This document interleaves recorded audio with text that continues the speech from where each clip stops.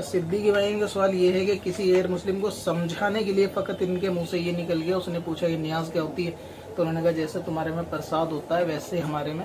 जो है वो नियाज होती है। लेकिन बाद में दिल में फिर ये ख्याल आया कि शायद गलत बोल दिया। तो दिल में ये ख्याल आना कि भाई मैंने शायद गलत बोल दिया, कहीं ऐसा तो नहीं कि मैंने जायज़ नाजायज़ चीज़ों को मिक्स कर दिया, ये एक ईमान की मजबूती की अलामत है। हालांकि ऐसा कहना नहीं चाहिए था, लेकिन आपके दिल में नीयत नज़रिया आपका मिलाने का, मिक्सअप करने का नहीं था, खाली उसको हिंट्स के ज़रिए समझाने का था कि जिस तरह आप में एक बरकत की चीज़ समझी जाती है, प्रसाद है, बहुत ज़्यादा उसको ताज़ीम की नज़र से देखते हैं या खाते हैं बरकत वाला समझ के, सेम हमारे वहाँ नियाज होती है वो वैसी ही होती है। बस इनमें फ़र्क ये है कि जो नियाज होती है वो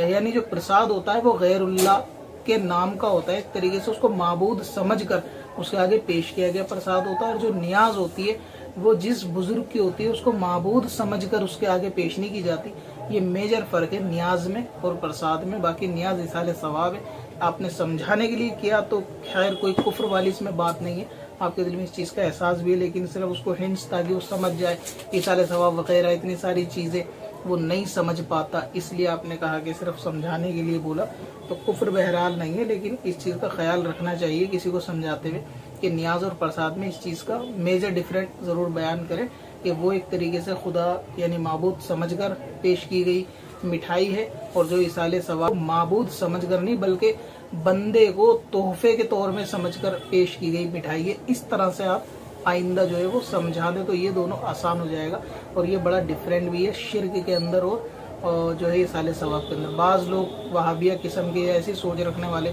वो नियाज को भी शिर्क समझ रहे होते हैं कि नियाज भी शिर्क है। हालांकि नियाज उस सूरत में शिर्क होती है जब हम किसी बुजुर्ग की नियाज करें और उसको खुदा समझकर